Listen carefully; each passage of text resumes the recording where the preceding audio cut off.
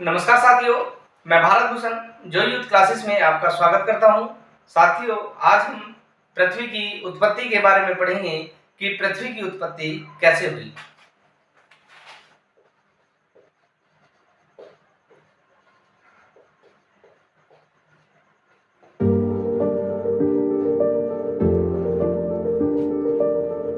साथियों, पृथ्वी की उत्पत्ति की जब हम बात करते हैं तो हमारे सामने दो मत आते हैं। पहला मत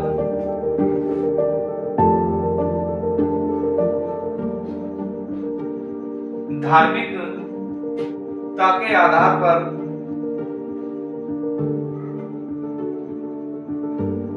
और दूसरा है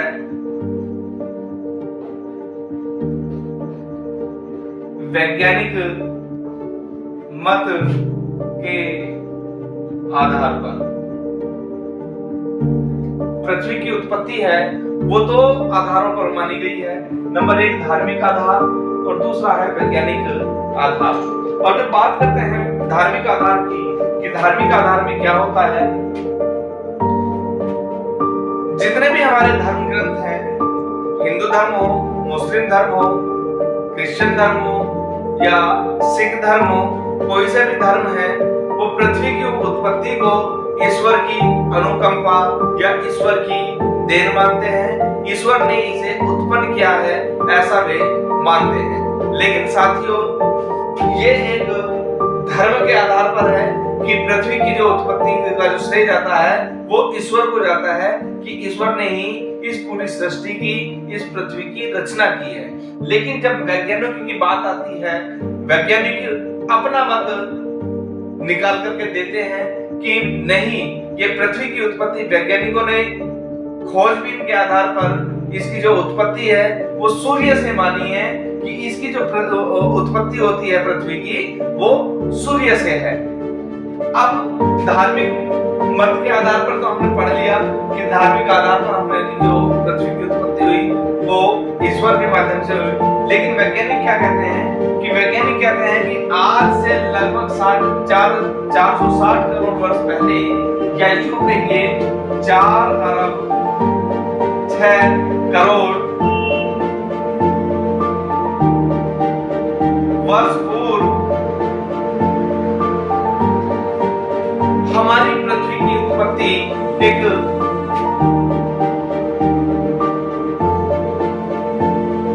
सूर्य नामक तारे से हुई, क्योंकि सूर्य एक तारा है। इस तारे से हुई।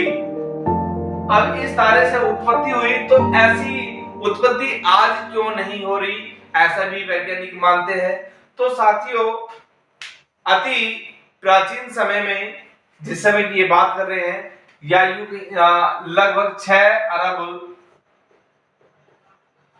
वर्ष पहले पूर्व कह देते हैं, 6 अरब वर्ष पूर्व हमारे ब्रह्मांड के अंदर कुछ तत्व मौजूद थे जो निष्क्रिय अवस्था में थे। उनके अंदर सक्रियता आई किसी कारणवश, किसी भौगोलिक दशा के आधार पर उनके अंदर कोई सक्रियता आई। सक्रियता आने के बाद वो सूर्य के चारों ओर चक्कर लगाने लगे। जब चक्कर लगाने लगे तो उसी चक्करों में से विखंडन हुआ, टूट फूट हुई, और वे टूट फूट होने के बाद भी वो पृथ्वी सूर्य का चक्कर लगाने लगे।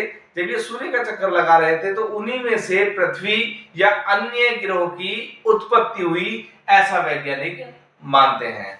जिस समय सूर्य से पृथ्वी की उत्पत्ति हुई उस समय यह पृथ्वी तरल गर्म अवस्था में थी, आग के गोले के समान थी।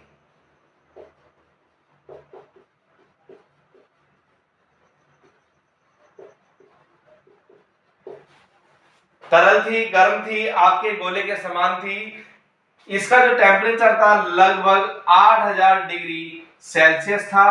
तो ऐसे टेम्परेचर पर कोई भी वस्तु जीवित नहीं रह सकती। कहने का तात्पर्य, जिस समय पृथ्वी की उत्पत्ति हुई उस समय हमारी पृथ्वी पर जीवन नहीं था।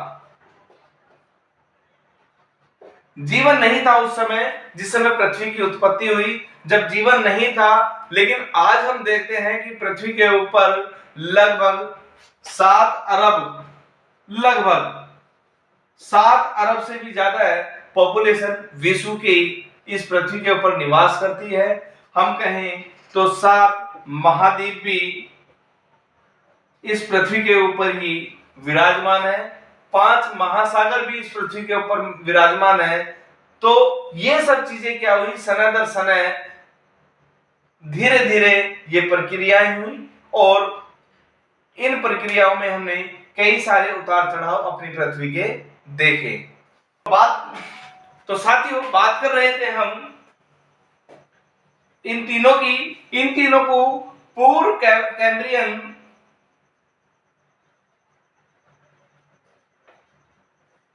युग का नाम दिया गया। इसकी उत्पत्ति आज से लगभग 120 करोड़ वर्ष पूर्व की मानी जाती है।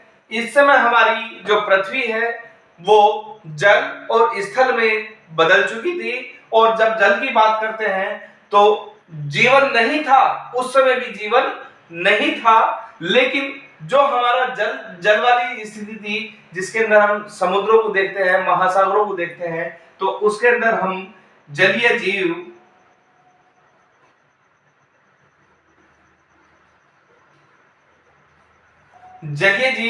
जिसके अंदर हम सीप, मूंगा,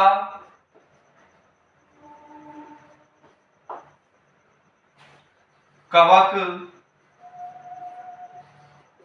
शैवाल इत्यादि की आकृति अपने समुद्रों की तलहटी पर देखते हैं कि जो समुद्रों की तलहटी होती है तो उसके ऊपर देखते हैं कि हाँ भाई, वहां पर हमारे कवक शैवाल उत्पन्न हो गए हैं। क्यों साथियों? क्योंकि जब हम किसी ट्यूबवेल पर जाते हैं और होद जो होती है, ट्यूबवेल की जो होद होती है, उसमें कुछ समय के लिए पानी को रोक देते हैं, तो उसके अंदर हरी हरी काई इसकी तलहटी में जम जाती है। ये जो तलहटी में इसके काई जमती है, जहां तक पानी होता है वहां तक ये काई जम जाती है। यहाँ तक की बात है कि ये झिल्ली नुमा इस तरीके से पानी के अंदर भी आपने तैरती हुई देखी होगी। तो ये क्या है कि इन्हीं को हम शैवाल कहते हैं, और ये इसी के अंदर से जीव उत्पन्न हुआ। जो जीव उत्पन्न हुआ वो एक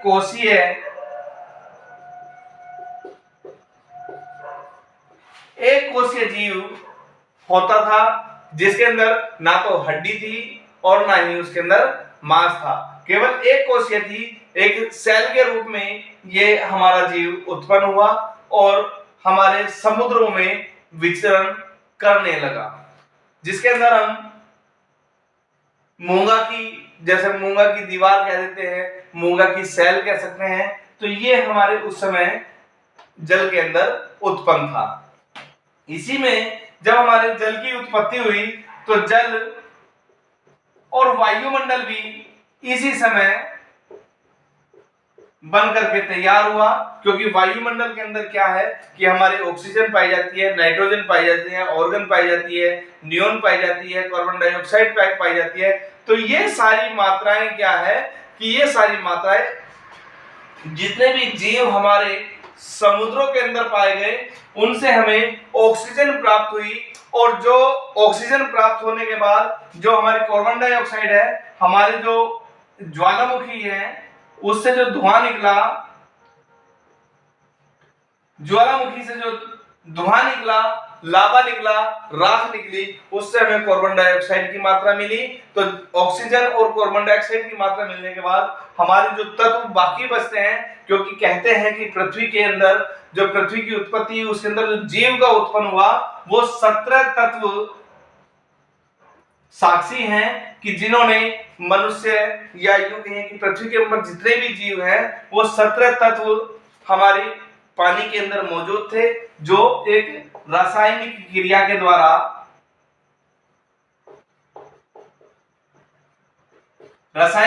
के द्वारा ये तत्व सक्रिय हुए।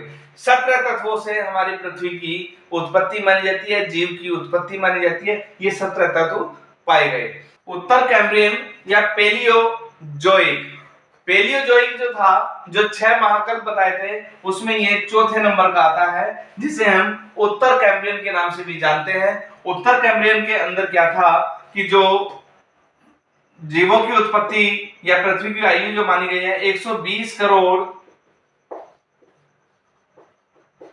वर्ष से लगभग 60 करोड़ वर्ष पूर्व तक हमने इसके बारे में जानकारी प्राप्त करी कि इसका जो पूर्व उत्तर कैम्ब्रियन का जो समय रहा वो लगभग इतना रहा होगा। इसके अंदर क्या है कि जो जलीय जीव थे, जिसके अंदर सांप, बिच्छू, सरीसृप,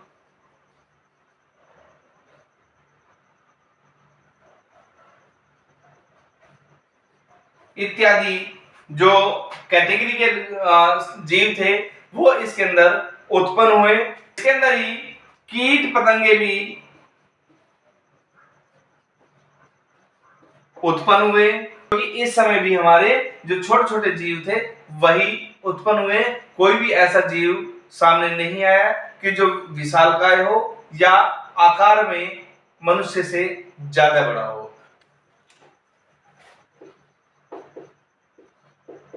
कैम्ब्रियन युग, इसका समय 60 करोड़ वर्ष से 21 करोड़ या 22 करोड़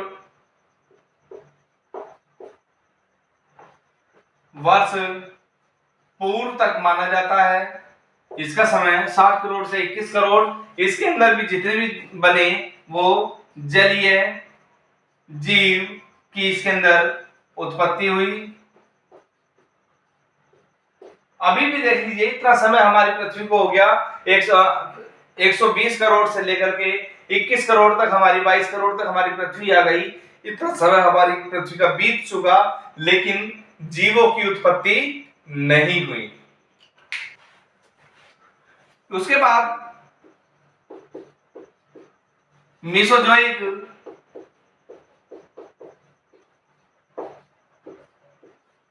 युग आता है, जिसे हम इस युग को हम 21 करोड़ वर्ष पूर्व से लगभग 7 करोड़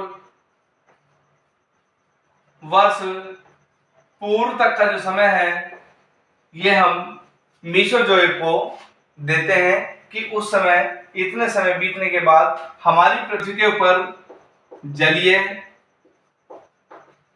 स्थलीय और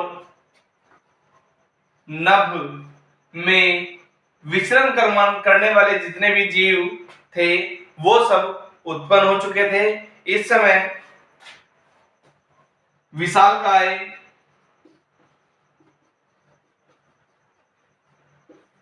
डायनासोर,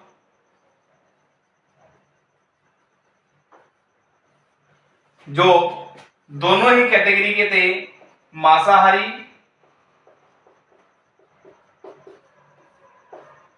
और शाकाहारी,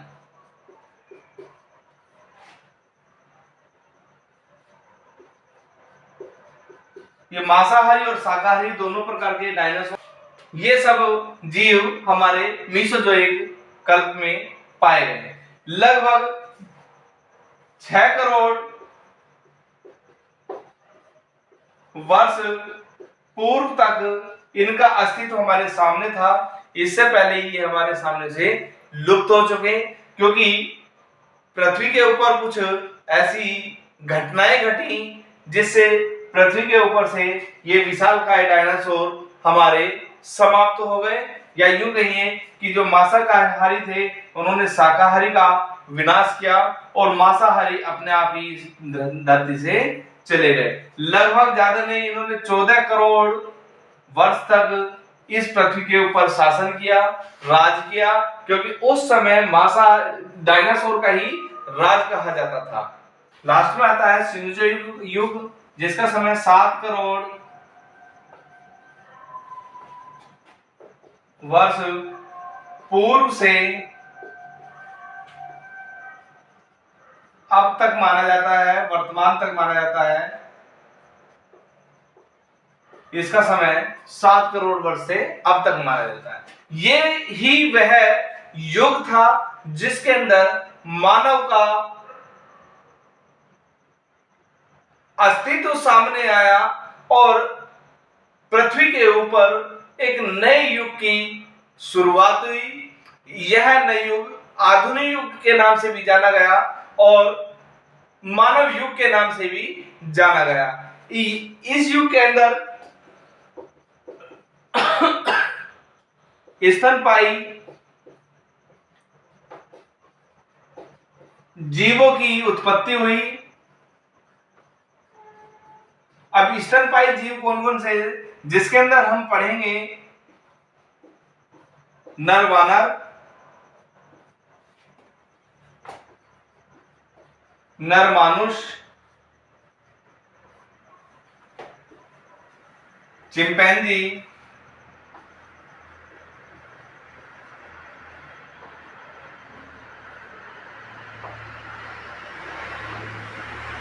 गोरिल्ला,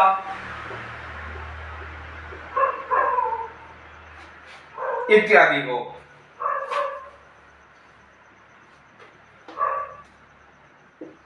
बंदर भी इसी श्रेणी में आता है।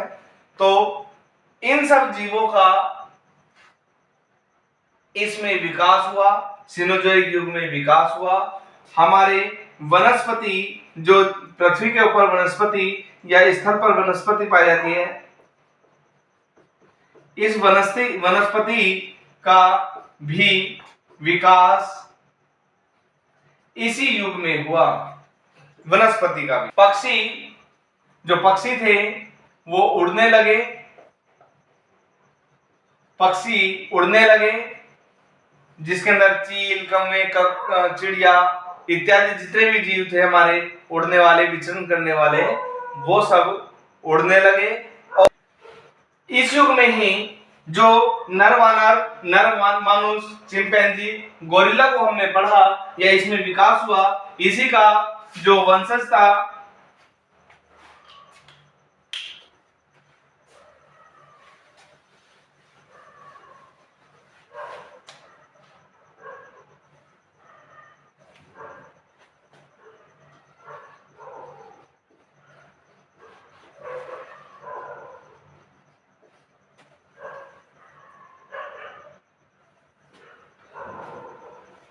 आज का जो मानव है वो इन्हीं का वंशज माना जाता है, क्योंकि आज का जो मानव है वो इसी का अवशेष पाए जाते हैं, इसी के गुण पाए जाते हैं। क्योंकि इस मानव को हम, जो मानव का वंशज है, मानव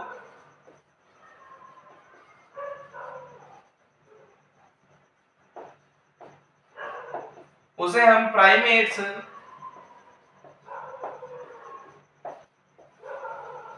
मानव के नाम से जानते हैं कि ये प्राइमेट्स मानव है। और यही एक मानव है जो आज होमो